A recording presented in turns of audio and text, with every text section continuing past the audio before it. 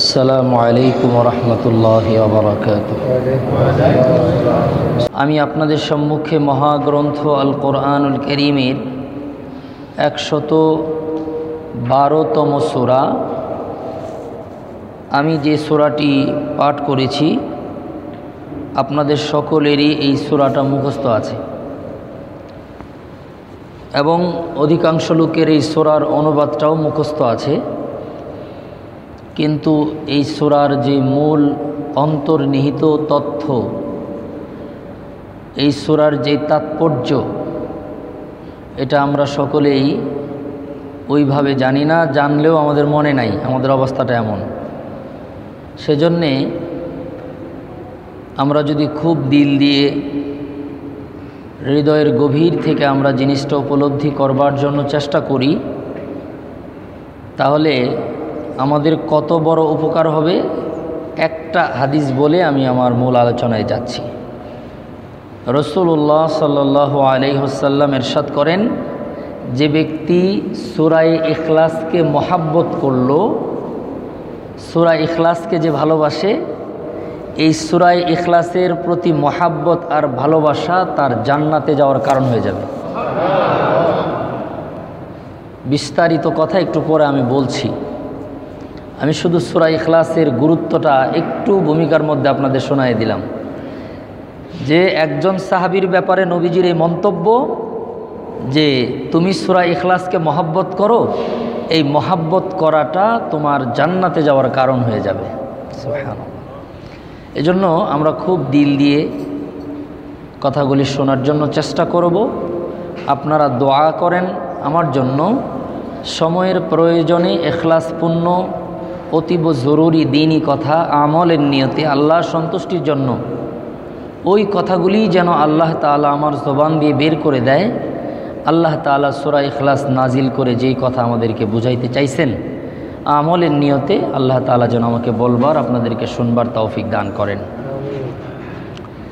মুআজ্জাজ হাজিরিন, প্রথমেই আমার সাথে একটু সূরা ইখলাসটা তেলাওয়াত করি সবাই মিলে। আউযু বিল্লাহি মিনাশ শাইতানির রাজীম। বিসমিল্লাহির রহমানির রহিম। কুল হুয়াল্লাহু আহাদ আল্লাহুস সামাদ লাম ইয়ালিদ ওয়া লাম ইউলাদ ওয়ালাম ইয়াকুল লাহু কুফুয়ান আহাদ। আল্লাহ রাব্বুল আলামিন এই সূরাটিকে মক্কায় অবতীর্ণ করেছেন। পবিত্র কোরআনে যত সূরা আছে আমরা জানি দুই ভাগে বিভক্ত, মাক্কি এবং মাদানী। এই সূরাটি হচ্ছে মাক্কি সূরা। এই সূরার আয়াত সংখ্যা হলো 4, বাক্য সংখ্যা 15, হরফের সংখ্যা 47। এই সূরাটি একটি প্রতিনিধি দল নবী করিম সাল্লাল্লাহু আলাইহি সাল্লামের কাছে এসেছিলেন। তাদের প্রশ্নের পরিপ্রেক্ষিতে আল্লাহ তাআলা এই সূরাটি অবতীর্ণ করেছেন। অর্থাৎ আমরা আজকে এটার তাফসির এইভাবে মনে রাখব। প্রথম কথা হলো, এই সূরার মধ্যে যে মূল বক্তব্য হচ্ছে আল্লাহ রাব্বুল আলামিন তার নিজের পরিচয় দিয়েছেন এই সূরার মধ্যে। আল্লাহ তাআলা তার নিজের পরিচয় এই সূরার মধ্যে বর্ণনা করেছেন। পবিত্র কোরআনে যত সূরা আছে, যত আয়াত আছে, সমস্ত সূরা, সমস্ত আয়াতের মধ্যে এই একটি সূরা যেটা আকার আকৃতিতে ছোট কিন্তু সব চাইতে বেশি অর্থবোধক সূরা হচ্ছে এটা। আল্লাহ পাকের কালামের প্রতিটা বক্তব্য অল্প কথায় বেশি অর্থ আছে, প্রত্যেকটা কথায়। কিন্তু সূরা ইখলাসটা সবচাইতে ছোট সূরা, সবচাইতে বেশি অর্থওয়ালা। এই কথাটি আমরা মনে রাখব। সূরা ইখলাস এমন একটি সূরা যেই সূরার শব্দ বাক্য কম, অর্থ অনেক অনেক বেশি অন্য সূরার তুলনায়।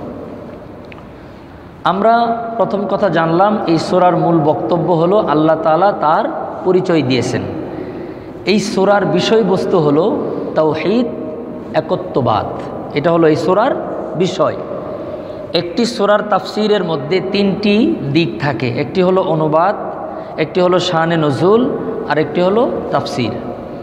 আমরা আজকে তাফসীরের মধ্যে হয়তোবা যেতে পারবো না। আজকে আমরা শুধু অনুবাদ, শানে নজুল এবং এই সূরার ফজিলত আমরা শুনব। অনুবাদ, শানে নজুল এবং ফজিলত, এই তিনটি কথা শুনব। আগামী জুমা, যেহেতু আজকে 28শে জিলহজ, আর মাত্র একদিন বা 2 দিন বাকি আছে, বছর শেষ হয়ে যাবে। সামনে মহরম আছে, তো 17 তারিখ হবে 10শে মহরম। তো মহরম নিয়ে বিস্তারিত আলোচনা গত বছর আমার মনে আছে, আমি করেছিলাম।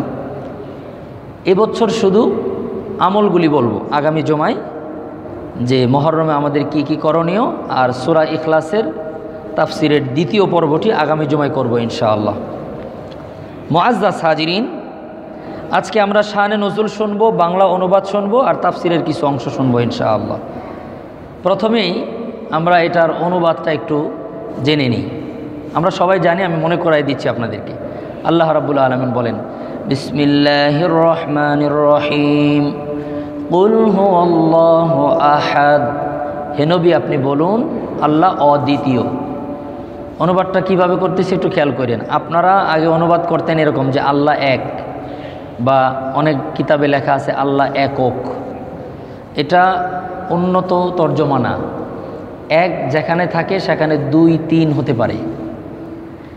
একক যদি বলেন আল্লাহ একক, তাহলে একক সংখ্যা যেখানে থাকে সেখানে দশক হয়, শতক হয়।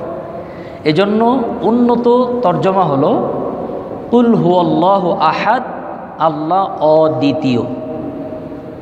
কুল হুয়াল্লাহু আহাদ অর্থ কি? অদ্বিতীয়। আমরা যদি অনুবাদটা এইভাবে করি যে আল্লাহ অদ্বিতীয়, তাহলে এটার মধ্যে আগে পরে আর কোনো কথা ঢোকানোর কোনো সুযোগ নেই। আর আপনি যদি বলেন আল্লাহ এক, তাহলে খ্রিস্টানরা বলবো না আল্লাহ 3 জন, একের লোকে 3 প্রশ্ন আছে। আপনি যদি বলেন একক, যারা মুশরিক আছে, যাদের দেবদেবীর কোনো অন্ত নাই, তারা বলবে না দশক আছে, শতক আছে। এজন্য আমরা আল্লাহ তাআলা সম্পর্কে পরিচয় দেওয়ার সময় অনুবাদটা করব আহাদ শব্দের অর্থ করব অদ্বিতীয়। আহাদ অর্থ আমরা কি করব? অদ্বিতীয়। এটা আমরা মনে রাখবো ইনশাআল্লাহ। আল্লাহ তাআলা বলেন, কুল হুয়াল্লাহু আহাদ আল্লাহুস সামাদ লাম ইয়ালিদ ওয়া লাম ইউলাদ ওয়া লাম ইয়াকুল লাহু কুফুয়ান আহাদ। কুল, নবী আপনি বলুন। এখানে একটি কথা না বললেই নয়। আমরা যারা সাধারণ মানুষ আছি, আমরা কুল, এই কফ উচ্চারণ করতে গিয়া কুল বলি। একটা হলো ছোট কাফ, আর একটা হলো 2 নোক্তাওয়ালা কফ। বলেন তো, 2 নোক্তাওয়ালা কফ, কফ, কাফ, কাফ, কফ। এই কাফ দিয়ে যদি বলেন কুল, অর্থ হয় খাও। কুল অর্থ কি? খাও। আর 2 নোক্তাওয়ালা কফ, কুল অর্থ হলো বলুন। তাহলে বলা আর খাওয়া কি এক জিনিস? তাহলে আমরা যারা কুল হুয়াল্লাহু আহাদ বলি, তাহলে অর্থ দাঁড়ায়, হে নবী আপনি খান তাকে যিনি একক। নাউজুবিল্লাহ বলেন। তো এই কাফ আর কফ অনেক পার্থক্য, এজন্য আমরা কুল বলবো। কুল হুয়াল্লাহু আহাদ, নবী আপনি বলেন আল্লাহ অদ্বিতীয়। আল্লাহুস সামাদ, আল্লাহ অমুখাপেক্ষী। সামাদ অর্থ অমুখাপেক্ষী। লাম ইয়ালিদ ওয়া লাম ইউলাদ, তিনি কারো থেকে জন্মগ্রহণ করেননি, তিনিও কাউকে জন্ম দেননি। ওয়া লাম ইয়াকুল লাহু কুফুয়ান আহাদ, তার সমকক্ষ কেহ নেই। এটা হলো অনুবাদ। এবার আসেন শানে নজুল। নবী করিম সাল্লাল্লাহু আলাইহি ওয়াসাল্লামের কাছে মুশরিক, কাফির, ইহুদি, খ্রিস্টান, এদের কিন্তু ঐক্যজোট আছে, সারা দুনিয়াতেই আছে। আমি নাম বলতেছি না, এদের ঐক্যজোট আছে একটা, সব মুশরিকরা একজোট। তো এই মুশরিকরা একটা দল গঠন করে নবী করিম সাল্লাল্লাহু আলাইহি ওয়াসাল্লামের কাছে গেলেন। এই ঐক্যজোটের আহ্বায়ক যিনি ছিলেন, তার নাম হলো কাব ইবনে আশরাফ, আর এর সদস্য সচিব ছিল হুয়াই ইবনে আখতাব। এরা দুইজন হলো ওই দলের মেন। আমি আমাদের দেশের সাংগঠনিক পদের নাম দিয়ে বললাম বুঝতে সহজ হওয়ার জন্য। কাফের মুশরিকদের একটা প্রতিনিধি দল নবীজির কাছে গেলেন। এর মধ্যে দুইজন প্রতিনিধিত্ব করেছে, একজন হলো কাব ইবনে আশরাফ, আরেকজন হলো হুয়াই ইবনে আখতাব। এই দুইজন গিয়ে নবী করিম সাল্লাল্লাহু আলাইহি ওয়াসাল্লামের কাছে বলল, ইয়া রাসূলুল্লাহ। ইয়া রাসূলুল্লাহ বলেন নাই তারা বলছে মুহাম্মদ, আমরা বলবো সাল্লাল্লাহু আলাইহি ওয়াসাল্লাম, যে আপনি যে আমাদের দেবদেবীদেরকে মানেন না, বরং আমাদের দেবদেবীরা দুর্বল, তাদেরকে পুজো করতে, তাদের ইবাদত করতে নিষেধ করেন।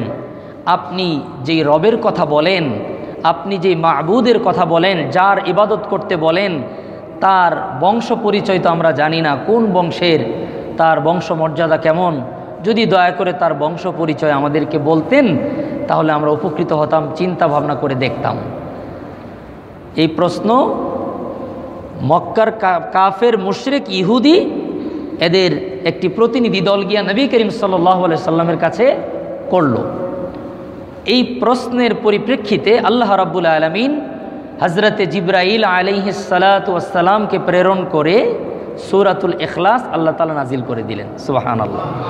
আল্লাহ তাআলা বলেন, নবী গো, আপনি তাদেরকে বলে দেন, কুল হুয়াল্লাহু আহাদ আল্লাহুস সামাদ লাম ইয়ালিদ ওয়া লাম ইউলাদ ওয়া লাম ইয়াকুল লাহু কুফুয়ান আহাদ।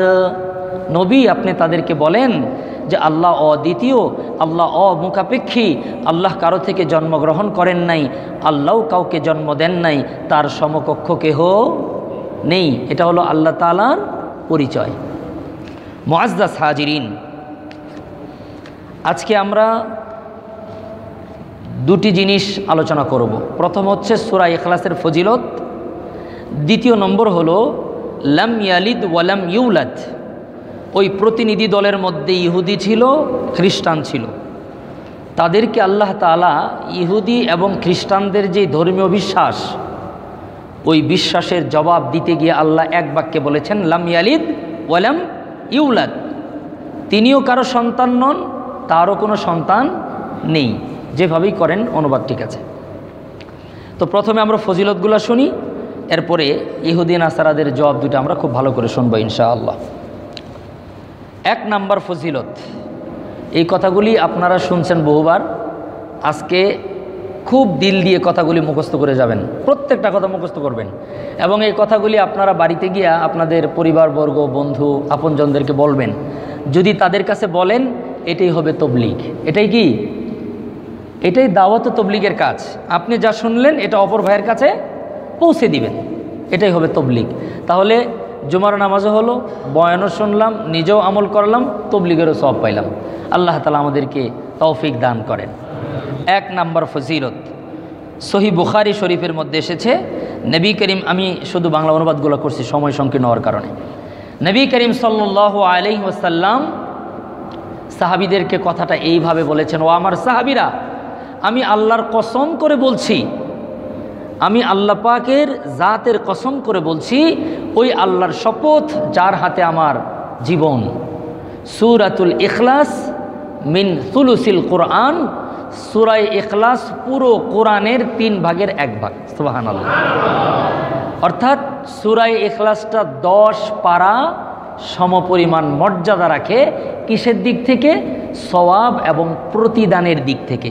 সওয়াব এবং প্রতিদানের দিক থেকে আল্লাহ তাআলা যে সওয়াবটা দিবেন, আল্লাহ তাআলা যে প্রতিদান দান করবেন কোরআন তেলাওয়াতের, এই দৃষ্টিকোণ থেকে সূরাতুল ইখলাস মিন সুলুসিল কোরআন, কোরআনের 3 ভাগের 1 ভাগ। সুবহানাল্লাহ। তার মানে কি দাঁড়ায়?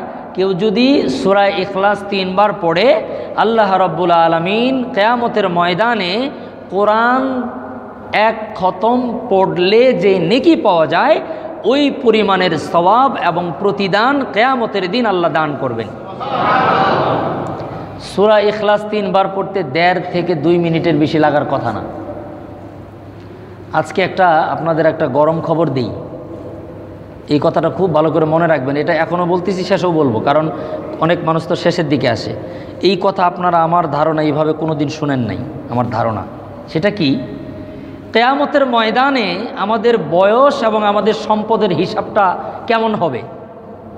মনে রাখেন, কথা ভোলা যাবে না। আমি সওয়াবের কথা বলতে গিয়ে এই কথা বলছি।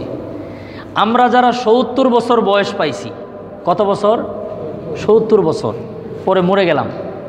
৬ বছর গেছে হলো ছোটোবেলায় ঘরের মধ্যে খেলাধুলা করতে করতে, এরপরে 11-12 বছর কৈশোর অবস্থায় গেছে, এরপরে 18 থেকে 21 বছর পর্যন্ত যৌবন, রক্ত এত গরম, কি করছি কি কইছি, কত চিন্তা করছি, এগুলা একটাও বিবেক দ্বারা, সংবিধান দ্বারা বিচার করা সম্ভব না।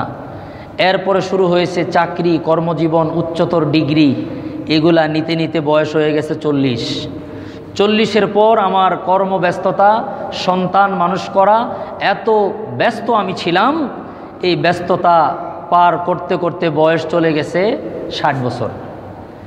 এরপরে 60 থেকে 70 বছর আমি খুব মনোযোগ দিয়ে ইবাদত করছি। এগুলো যারা ভালো মানুষ তাদের কথা বলছি, খুব মনোযোগ দিয়ে ইবাদত করছি। তাহলে আপনি বলেন, আপনার এই টোটাল 70 বছরের মধ্যে আল্লাহকে দিলেন কয় বছর? 10 বছর, যারা খুব ভালো সার্ভিস দিয়েছে। এই 10 বছরের মধ্যে আবার হাসপাতালে থাকছে, আবার ইন্ডিয়া গেছে বুক ফাড়ার জন্য, এরপরে আবার কত কিছু রাস্তায় জেমে পড়ে থাকছে, আরও কত যে সময় পার হয়ে গেছে, এগুলোর কোনো হিসাব, সব টোটালটাই ধরলাম যে 10 বছর টোটাল ইবাদত করছে রাত দিন। তো হাসরের দিন হিসাবটা হবে আপনার জিন্দিগির কতটুকু হায়াত আপনি আল্লাহকে দিয়েছেন, অতটুকু হায়াতই কাউন্ট হবে। এর আগে যা গেছে টোটালটাই মাইনাস, এটা দুনিয়াতেই রেখে গেছেন। তাহলে আপনি হায়াত পাইছেন কয় বছর? 10 বছর। কিয়ামতের দিন দেখবেন আপনার ফাইলের মধ্যে লেখা হায়াত 10 বছর। এই কথা আপনি শুনেন নাই কখনো? আপনার মাথা খারাপ হয়ে যাবে, আমি তো 70 বছর ছিলাম, 10 বছর হলো কেমনে?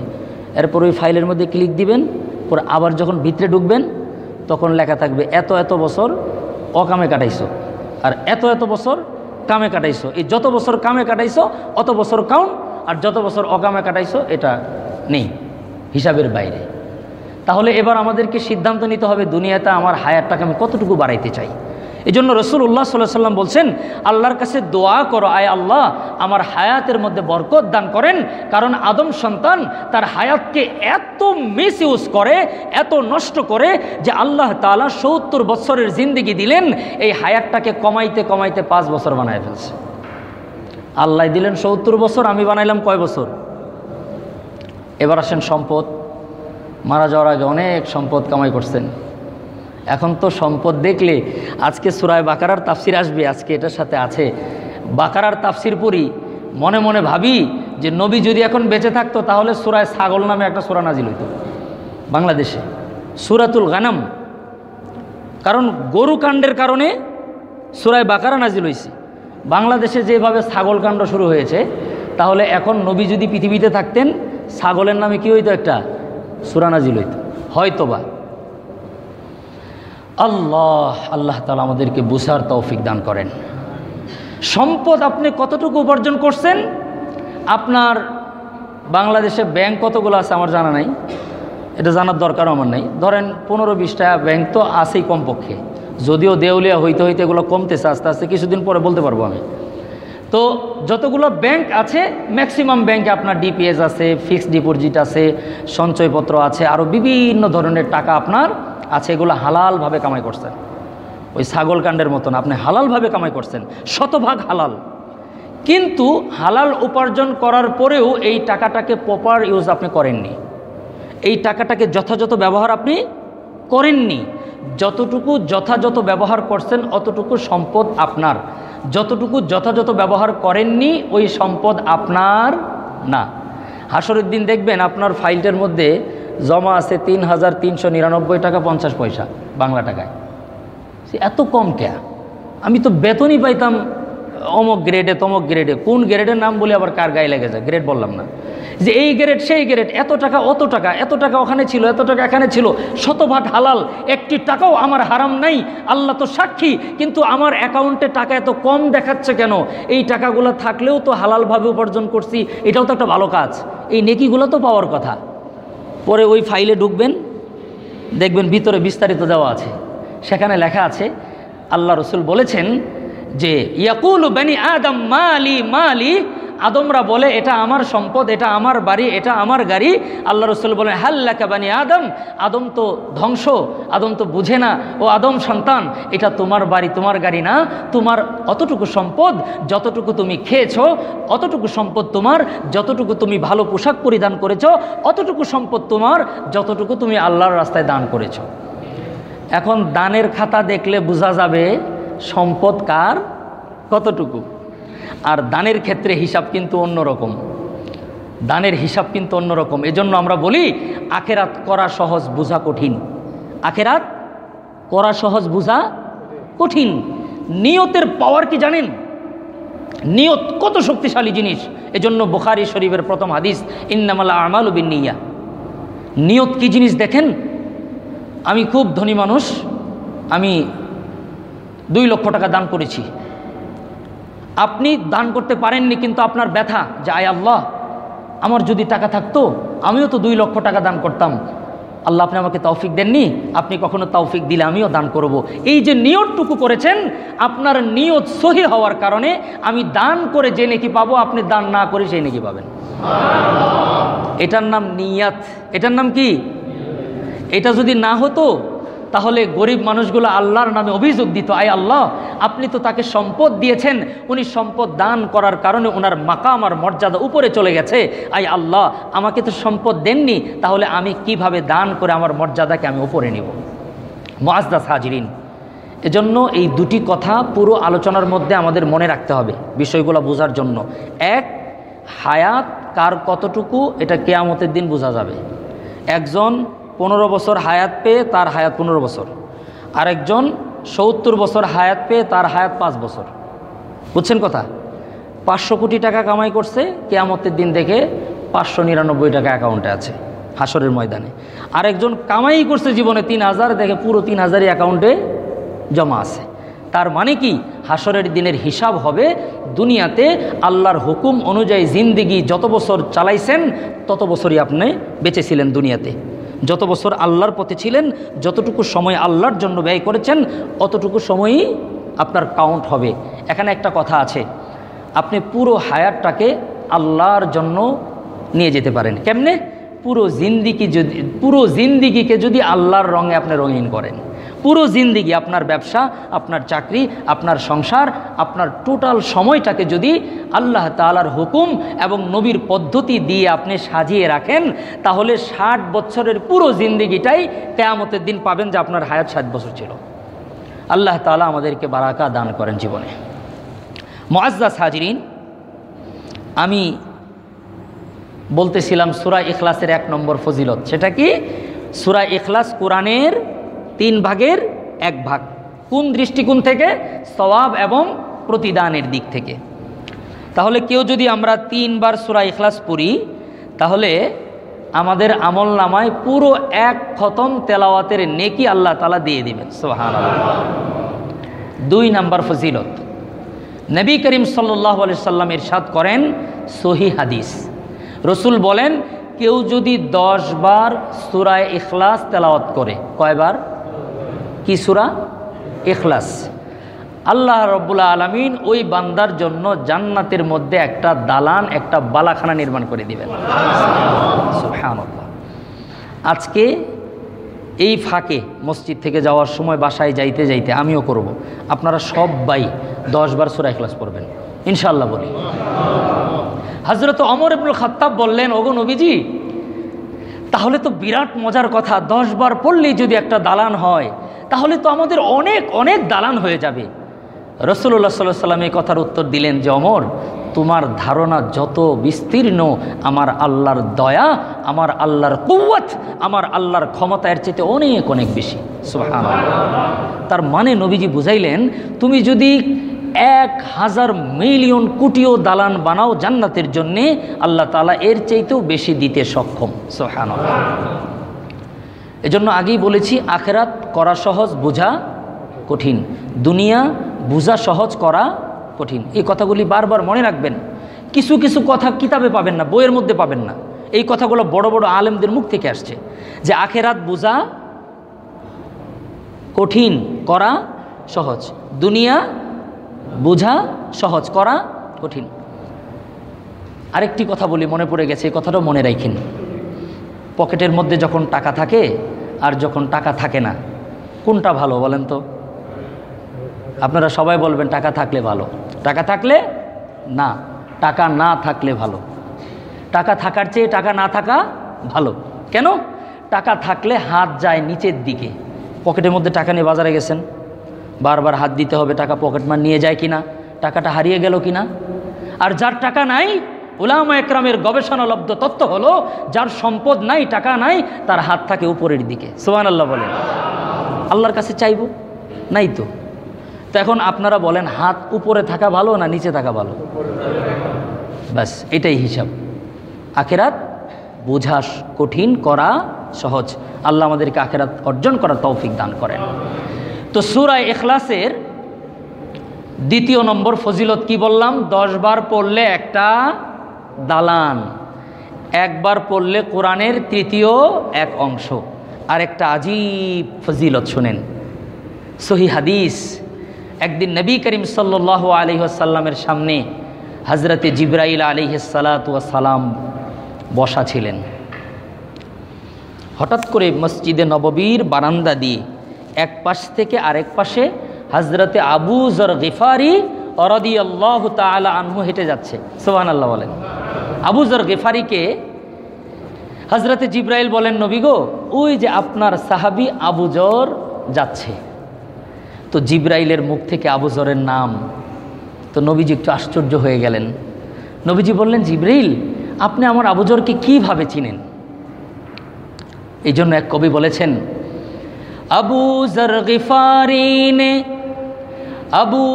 গিফারি নে খিদমতে খৈরুল বশর, খিদমতে মে জিন্দগি ভর না বানায়া আপনা ঘর। আবু যর গিফারি এমন একজন সাহাবী, তার জিন্দিগিতে কোনো থাকার ঘর ছিল না, তার কোনো বাড়ি ছিল না, সুনির্দিষ্ট কোনো ঘর ছিল না, যেখানে রাত সেখানে কায়েত। হযরত ওমর ইবনুল খাত্তাব বলেছিলেন যে আপনি নবীর এত পেয়ারা সাহাবী, আপনাকে আমাকে আল্লাহ ক্ষমতা দিয়েছে, আমি রাষ্ট্র থেকে বৈধ পন্থে আপনাকে ছোট্ট একটা থাকার জায়গা করে দিই। তখন আবু যর গিফারি বলেছিলেন, ওমর খলিফাতুল মুসলিমিন, যদি আমাকে ঘর করে দিতে চান তাহলে আমার দেহটা কবর দিতে যতটুকু জায়গা লাগে এই সাইজের একটা ঘর করে দিতে পারেন। কবরের জন্য যতটুকু জায়গা, অর্থাৎ জাস্ট কবর মাপের একটা ঘর যদি দেন তাহলে দিতে পারেন। হযরত ওমর ইবনুল খাত্তাব রাদিয়াল্লাহু তাআলা আনহু আফওয়ান বলে ক্ষমা চেয়েছেন। এই ছিলেন আবু যর গিফারি। তো জিবরাইল বলতেছে, নবী গো, যে আপনার আবু যর যায়। তো রাসূল বললেন, জিবরিল, আপনি আমার আবু যরকে কেমনে চিনেন? জিবরাইল বলেন, ইয়া রাসূলুল্লাহ, শুধু আমি জিবরাইল না, আসমানের সমস্ত ফেরেশতারা আপনার আবু যর গিফারির নাম জানে। নবীজি আশ্চর্য হয়ে বললেন, কেন? তার এত বড় মাকাম, এত বড় মর্যাদা কেন? জিবরাইল বললেন, দুটি কারণে। একটি হলো লিহাকারিলি নাফসি, নিজেকে খুব ছোট মনে করে, নিজেকে মানুষের থেকে সবচাইতে ছোট মনে করে। আর দ্বিতীয় নম্বর লি কাসরাতি তিলাওয়াতি সূরাতুল ইখলাস, আপনার সাহাবীদের মধ্যে সবচাইতে বেশি সূরা ইখলাস তেলাওয়াত করেনওয়ালা সাহাবী আবু যর গিফারি। নবী করিম সাল্লাল্লাহু আলাইহি সাল্লাম ফজিলত বর্ণনা করেছেন সূরাতুল ইখলাসের। এক নম্বর হলো সূরাতুল ইখলাস কোরআনের 3 ভাগের 1 ভাগ। 2 নম্বর ফজিলত বললাম, সূরা ইখলাস 10 বার পড়লে জান্নাতের মধ্যে আল্লাহ তাআলা একটা বাড়ি বানায় দিবেন। সুবহানাল্লাহ। 3 বার পড়লাম, সূরা ইখলাস যে বেশি বেশি পড়ে আল্লাহ তাআলা ফেরেশতাদের কাছে তার পরিচয় দিয়ে দেন। সুবহানাল্লাহ। 4 নম্বর ফজিলত, হযরতে আনাস রাদিয়াল্লাহু তাআলা আনহু বর্ণনাকারী সাহাবী, হযরতে মুআবিয়া ইবনে মুআবিয়া রাদিয়াল্লাহু তাআলা আনহুমা, এই সাহাবী যখন ইন্তেকাল করলেন, নবীজি তখন মদিনায়, তার লাশ অনেক দূরে ছিল। এখানে একটি মাসআলাটা একটু সেন্সিটিভ, আমি সংক্ষিপ্ত বলি, আপনাদের কারো প্রশ্ন থাকলে সাক্ষাৎ করলে এটা জবাব বিস্তারিত দিব। আমাদের দেশে কিছু রাজনীতিক জানাজা হয়। রাজনীতিক কেন বললাম? উলামা একরামরা এটা করে না। জানাজাগুলা যারা সমাজের একটু গণ্যমান্য ব্যক্তি তারা এই কাজটা করে। প্রথমত গায়েবানা জানাজা হয়, দ্বিতীয়ত জানাজা হয় একাধিক। একাধিক জানাজা হওয়া ভালো লক্ষণ না, পরিষ্কার কথা আমার। আপনারা যারা আছেন আমি আপনাদেরকে স্বনির্বন্ধন অনুরোধ করব, আপনারা ওসিয়ত করে যাবেন যে আমার জানাজা একটাই হবে, আমার জানাজা একটাই হবে। আমি মাঝে মধ্যে দুঃখ করে একটা শক্ত কথা বলি, সারা জিন্দিগি ভর সুন্নতের খেলাফ চলার কারণে মৃত্যুর পর থেকে সব সুন্নতের খেলাফ হয়। আমি গোরস্থানের দায়িত্বে ছিলাম, গাজীপুর সেন্ট্রাল গোরস্থানে 12 বছর কাজ করেছি। আমি যতই চেয়েছি যে প্রতিটা লাশ যেন সুন্নত তরিকায় দাফন করা হয়, আমি পারি নাই। সুন্নত তরিকা কি? আপনার লাশটা শুয়ে থাকবে ডান কাতে কেবলামুখী হয়ে। কি বললাম বলেন তো? ডান কাতে কিবলামুখী হয়ে, এটা হলো লাশ রাখার সিস্টেম। ডান কাত কিবলামুখী, অর্থাৎ এইভাবে শুয়ে থাকবে। আমাদের দেশে শুয়ে থাকে চিত হয়ে, এরপরে ঘাটটাকে এভাবে ঘুরিয়ে দেওয়া হয় কিবলা দিকে। আমি চ্যালেঞ্জ করলাম, এটাই সুন্নত, আমি আগে যেটা বলেছি, কিন্তু এটা বুঝাইতে পারি নাই। হাজার হাজার মানুষকে বোঝানোর চেষ্টা করেছি, পারি না। পরে নিজেকেই বুঝাইলাম যে ঘটনা কি। ঘটনা এটাই, সারা জিন্দিগি সুন্নতের খেলাফ, মরার পরও সুন্নতের খেলাফ। নাউজুবিল্লাহ বলেন। আপনারা ওসিয়ত করবেন আপনার সন্তানদেরকে যে কবর সুন্নত তরিকায় হবে, আমার লাশ দাফন সুন্নত তরিকায় হবে, আমার জিন্দিগিটাও যেন সুন্নত তরিকায় হয়, আমার জানাজাও যেন একটাই হয়। লাশ রেখে বেশি দেরি করবে না, যত দ্রুত সম্ভব আমার লাশকে তোমরা দাফন করে দিবা। কারো জন্য অপেক্ষা করার প্রয়োজন নেই। আল্লাহ যদি আমাকে ক্ষমা করেন, আমি মরার পরেই জান্নাত পেয়ে যাব। আর আল্লাহ যদি আমাকে ধরে বসেন, সারা দুনিয়ার সব মানুষ একত্র হলেও আমাকে এই জাহান্নাম থেকে বাঁচাইতে পারবে। তাহলে কিসের জন্য আয়োজন? কিসের জন্য? আপনি তো সুন্নতের খেলাফ চিন্তা করতেছেন এখনো, তাহলে কি করে আশা করেন কবরের মধ্যে আপনি ক্ষমা পেয়ে যাবেন? মানুষকে বুঝাইতে পারি নাই। আমি আমার প্রজন্মকে বুঝিয়েছি, আমার ছোট ভাইদেরকে বলেছি যেন আমার লাশ নিয়ে যেন এই তামসাটা না করা হয়। আপনারা ওসিয়ত করবেন। কত নির্বোধ আমরা, মরার সময় যেন আমার লাশটা যেন সুন্দরভাবে দাফন হয়, এটা নিয়েও আমাদের কোনো চিন্তা নাই।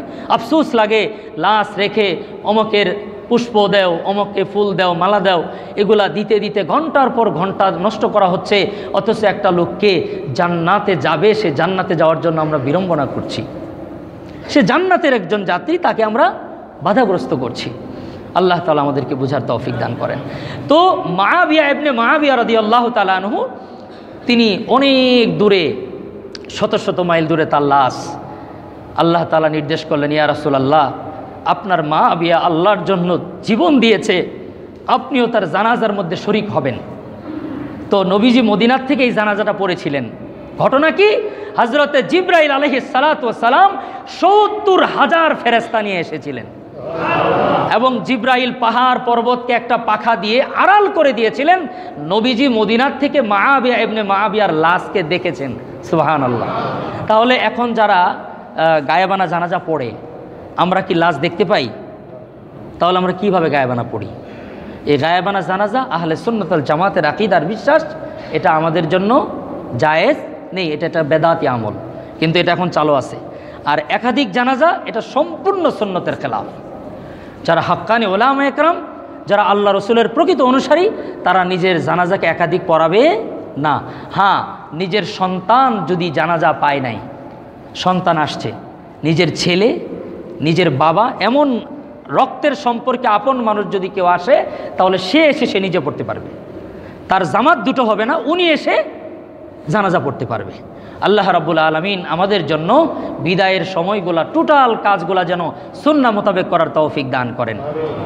তো মুআবিয়া ইবনে মুআবিয়ার জানাজা যখন হয়, তখন ফেরেশতারা যখন আসছে, পুরো জমিনটা অন্ধকার হয়ে গেছে। তো নবী করিম সাল্লাল্লাহু আলাইহি ওয়াসাল্লাম ভাবছেন যে মনে হয় সূর্যগ্রহণ লাগছে। জিবরাইল আলাইহিস সালাতু ওয়াস সালামকে বললেন যে, জিবরিল, এখন কি সূর্যগ্রহণ হলো? একেবারেই পৃথিবী অমাবস্যার রাতের মতো হয়ে গেল। জিবরিল বললেন, না গো নবী, এটা সূর্যগ্রহণ নয়। আল্লাহ রাব্বুল আলামিন আমাকে নির্দেশ করেছেন, এই মুআবিয়া ইবনে মুআবিয়ার জানাজায় ৭০,০০০ ফেরেশতা নিয়ে আমি শরীক হয়েছি। তো এই ফেরেশতাদের পাখার কারণে জমিনটা অন্ধকার হয়ে গেছে। রাসূলুল্লাহ সাল্লাল্লাহু আলাইহি ওয়াসাল্লাম বললেন, জিবরিল, আমার মুআবিয়ার কোন আমলটা আল্লাহ তো পছন্দ করেছে? আমার অনেক সাহাবী তো আল্লাহর রাস্তায় জীবন দিয়েছে, কোনো সব সাহাবীর জন্য তো এমনটি আল্লাহ তাআলা দেননি। এটা কেন দিয়েছে? হযরতে জিব্রাইল বলেন, নবী গো, আপনার মা বিয়া তার কলিজা দিয়ে, তার দিল দিয়ে সূরাতুল ইখলাসকে মহব্বত করত। শুধুমাত্র সূরা ইখলাসের প্রতি তার এত ভালোবাসা, এত মহব্বত আর এত দরদ ছিল যে মহব্বত আর ভালোবাসার কারণে আল্লাহ তাআলাও তাকে ভালোবেসেছেন। সুবহানাল্লাহ। 4টা গেল। 5 নাম্বার, নবী করিম সাল্লাল্লাহু আলাইহি সাল্লাম বলেন, যে ব্যক্তি সূরাতুল ইখলাসকে মহব্বত করবে, আল্লাহ জাল্লা জালালুহু ও আম্মা নওয়ালুহু ওই বান্দাকেও মহব্বত আর ভালোবাসবেন। সুবহানাল্লাহ। আল্লাহ রাব্বুল আলামিন আমাদের সবাইকে সূরাতুল ইখলাসকে মহব্বত করার তৌফিক দান করেন। 6 নাম্বার, আর অনেকগুলো আছে, আমি 6টা বলে শেষ করে দিচ্ছি। হযরতে আয়েশা সিদ্দিকা রাদিয়াল্লাহু তাআলা আনহা হাদিসটা বর্ণনা করেছেন। হযরতে আয়েশা সিদ্দিকা বলেন, নবীজি একটা সারিয়া জামাত পাঠাইলেন। সারিয়া আর গাজওয়া, জিহাদ 2 ধরনের। গাজওয়া হলো যে যুদ্ধের সেনাপতি নবী নিজে, আর সারিয়া হলো নবীজি নিজে সেনাপতি না, অন্য কাউকে সেনাপতি নিয়োগ দিয়েছেন। অন্য এক সাহাবীকে সেনাপতি নিয়োগ দিয়ে একটা যুদ্ধে পাঠিয়েছেন। সেই সেনাপতি করছে কি, তিনি তো যেহেতু সেনাপতি, উনি ইমাম, উনি নামাজ পড়ান। প্রত্যেক নামাজে সূরা ফাতিহা পড়ার পরে আগে সূরা ইখলাস পড়ে, এরপরে অন্য সূরা মিলায়। সমস্ত সাহাবীরা বিরক্ত, এটা যেহেতু সুন্নতের খেলাফ, এটা তো নিয়মের মধ্যে পড়ে না। তো সূরা ফাতিহা কয়, এরপরে সূরা ইখলাস পড়ে, এরপরে অন্য একটা সূরা পড়ে। পুরা যুদ্ধের সফর এরকম করে পড়াইছে। এক পর্যায়ে তিনি, সাহাবীরা অভিযোগ দিচ্ছে যে এটা কী করতেছেন আপনি, এটা তো নিয়মের খেলাফ। তখন তিনি বলছেন, যদি আমাকে ইমাম হিসাবে এই নিয়ম মেনে পড়ো, নাহলে আমাকে বাদ দাও, অন্য একজন ইমাম নিয়োগ দাও, আমি এটা পড়বই। এভাবে লম্বা সফর শেষ, নবীজির কাছে এসে বলা হলো, ইয়া রাসূলুল্লাহ, আপনি যাকে আমির নিযুক্ত করেছেন, যিনি আমাদের সেনাপতি ছিলেন, সব কিছু ঠিকঠাক ছিল, কিন্তু নামাজের মধ্যে তো প্যাঁচ লাগিয়ে দিয়েছে। কি, যে নামাজের মধ্যে প্রত্যেক দিন যেগুলো জেহরি কেরাত, এগুলো তো আমরা দেখছি কি, যে সূরা ফাতিহার পরে সূরা ইখলাস পড়ে, এরপর অন্য সূরা মিলায় নামাজ পড়ে। রাসূলুল্লাহ সাল্লাল্লাহু আলাইহি সাল্লাম তাকে ডেকে জিজ্ঞেস করলেন, তুমি এমনটি কেন করলে? সেই সাহাবী বললেন, ইয়া রাসূলুল্লাহ, ইয়া হাবিবাল্লাহ, সূরাতুল ইখলাসের মধ্যে আমার রবের পরিচয়, আর আমি আমার রবের সাথে সাক্ষাৎ করব, আমি আমার রবের পরিচয় দিব না, এটা তো হতেই পারে না। হযরতে জিবরাইল এসে নবীকে জানাইলেন, নবী গো, আপনি তাকে বলে দেন, শুধু এই আমলটার কারণে আল্লাহ তাকে জান্নাত দিয়ে দিবেন। কথা আছে, কথা হলো, এটা আমাদের জন্য আমলযোগ্য নয়, আমাদের জন্য আমলযোগ্য নয়, এটা সুন্নতের খেলাফ আমাদের জন্য। ওই একজন সাহাবী, তার দিলের মধ্যে ওই লেভেলের ভালোবাসা ছিল, আল্লাহ এটা কবুল করেছেন।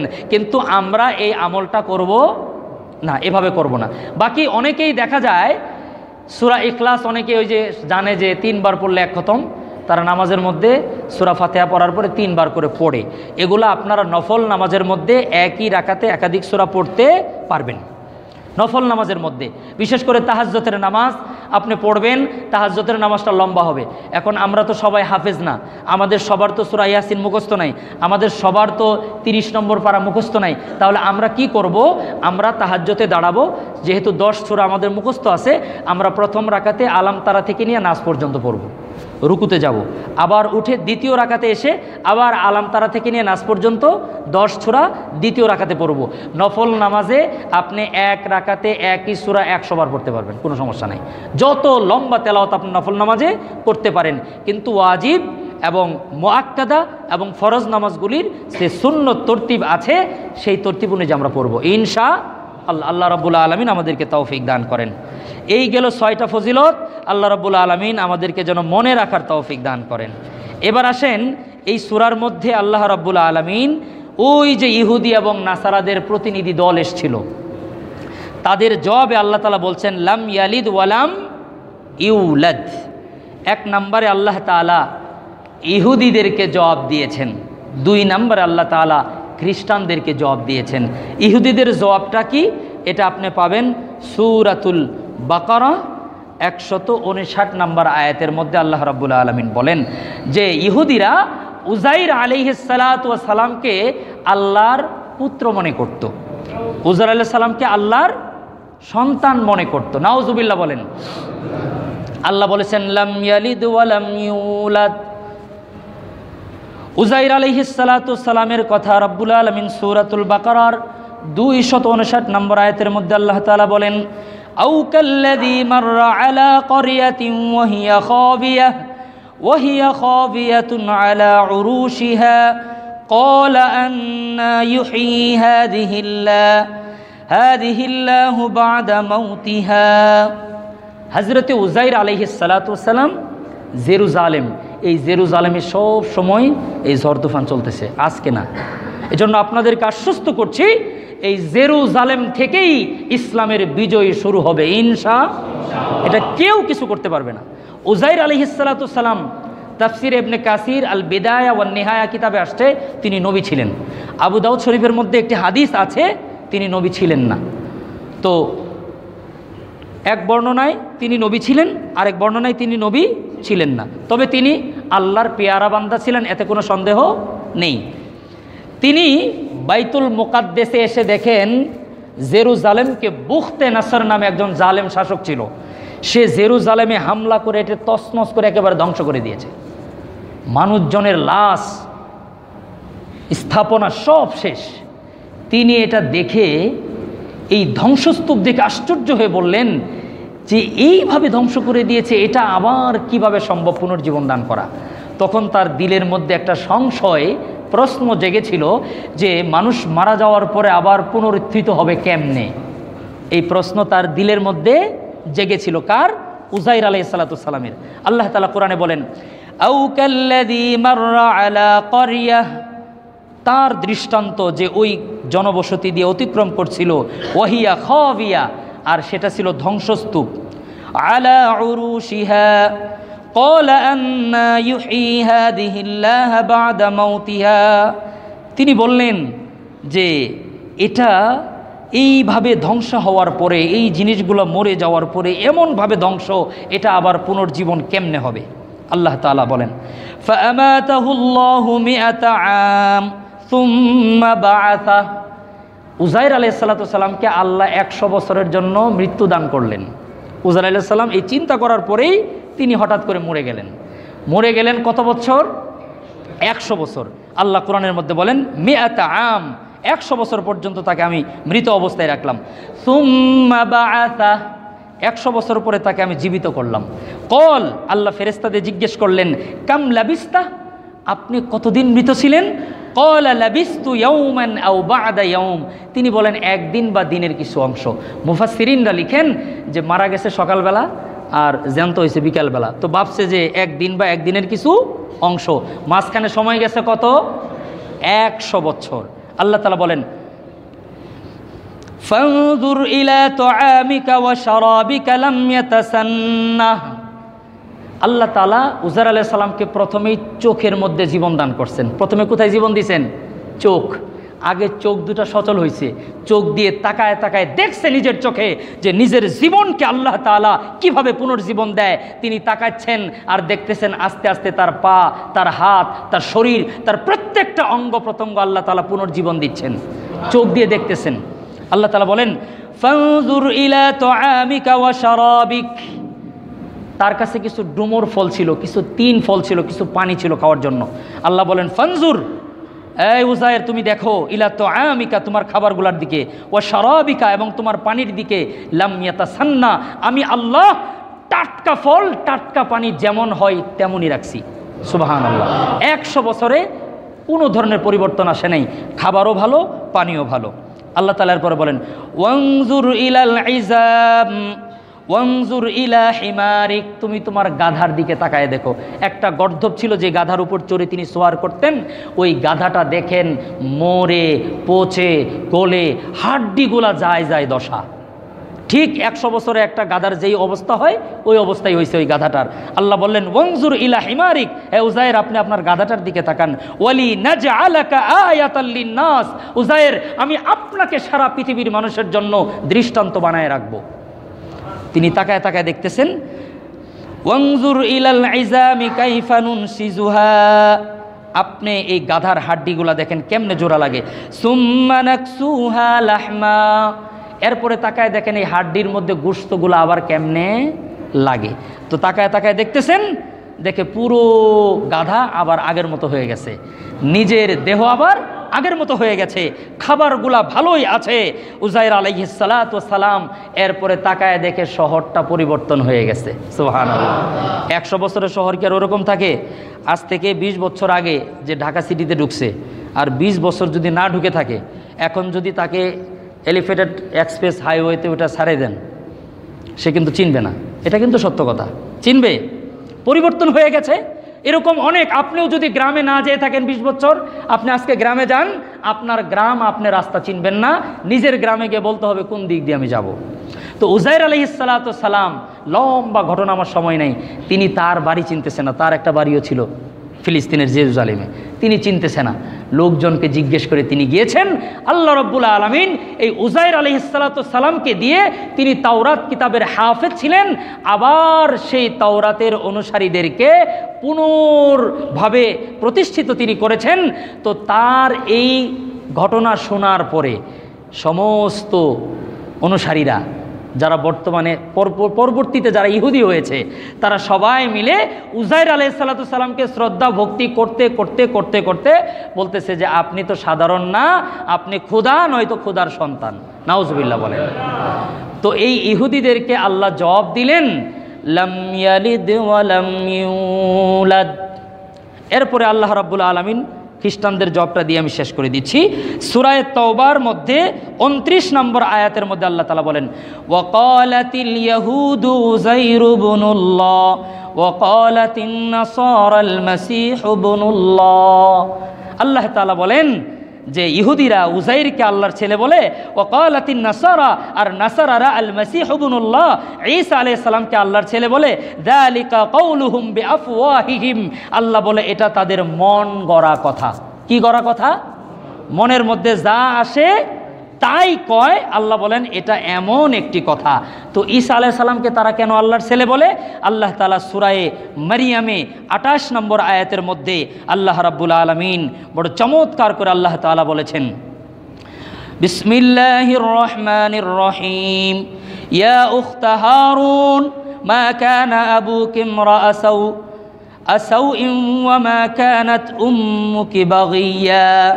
হযরতে মারিয়াম যখন ঈসা আলাইহিস সালামকে প্রসব করলেন, 2 মিনিটে শেষ করছি, ঈসা আলাইহিস সালামকে যখন প্রসব করলেন, তখন পুরো ফিলিস্তিনের লোকজন আশ্চর্য হয়ে গেল যে মারিয়াম এত ভালো মেয়ে, এত সতী, এত সাবুদি, তার বাপ ভালো, তার মা ভালো, তার খালু তো একজন নবী, এমন ঘরে বিয়ে শাদী হয় নাই, তার ছেলে হলো কেমনে? নিশ্চয়ই কোনো অন্যায় কাজ করেছে। লোকজন গিয়া বলতেছে, ইয়া উখতা হারুন, হে হারুনের ভগ্নী, মা কানা আবুকে, আমরা তো জানি তোমার বাবা ইমরা সাউইন ওয়া মা কানাত উম্মুকি বাগিয়া, তোমার বাবাও ভালো, তোমার মাও কখনো জিনা ব্যভিচার করে নাই, তো তুমি এটা কি করলা? আল্লাহ রাব্বুল আলামিন বলেন, এরপরে মারিয়াম কি করলো? ফাআশারাত ইলাই, মরিয়ম লজ্জায় কোনো কথা বলতেছে না। মরিয়ম শুধু বলছে যে আমার ছেলেকে জিজ্ঞেস করো। আমরা এরকম হয় না অনেক সময়, খুবের ছুটে কথা না বইলা বলতেছি যে ওনাকে জিগাও। তো আল্লাহ তাআলা বলেন, ফাআশারাত ইলাই, মরিয়ম তার ছেলেকে ইশারা করলো। ক্বালু কাইফা নুকাল্লিমু মান কানা ফিল মাহদি সাবিয়্যা। তার লোকজন বলতেছিল যে এই ছোট্ট বাচ্চা, 1 দিন 2 দিন 3 দিন বয়স, এই বাচ্চা কি কথা বলতে পারবে? তুমি যে ওনার দিকে ইশারা করতেছো, সবাই আগে সুবহানাল্লাহ বলে নেন। তো ইশারা করার সাথে সাথে দোলনার বাচ্চা হযরতে ঈসা ইবনে মারইয়াম তিনি বলতেছেন কি, ক্বালা ইন্নী আবদুল্লাহ, সুবহানাল্লাহ, ক্বালা ইন্নী আবদুল্লাহ আতানিয়াল কিতাবা ওয়া জাআলানি নাবিয়্যা। হযরতে ঈসা ইবনে মারইয়াম দুগ্ধপোষ্য শিশু, 2-3 দিন বয়স, তিনি বলতেছেন ক্বালা ইন্নী আবদুল্লাহ, আমি আল্লাহর ছেলে না, আমি আল্লাহর বান্দা। সুবহানাল্লাহ। এরপরে তিনি বলেন আতানিয়াল কিতাব, আল্লাহ আমাকে কিতাব দান করেছেন, ওয়া জাআলানি নাবিয়্যা, এবং আল্লাহ তাআলা আমাকে নবী বানাইছে। এই যে ছোট মানুষ কথা কইছে, এখন সবগুলো দৌড় দিয়া কয় সত্যি আল্লাহর ছেলে, না হলে এত ছোট মানুষ কথা কয় কেমনে? এরা হলো খ্রিস্টান, এরা হলো খ্রিস্টান। তো আল্লাহ উজাইর আলাইহিস সালাতু সালাম আল্লাহর সন্তান নয়, ঈসা আলাইহিস সালাম আল্লাহর সন্তান নয়। ইহুদি এবং খ্রিস্টানদের জবাব দিতে গিয়ে আল্লাহ বলেন, লাম ইয়ালিদ ওয়া লাম ইউলাদ। আল্লাহ তাআলা কাউকে জন্ম দেন নাই, তিনিও কারো থেকে জন্ম নেন নাই।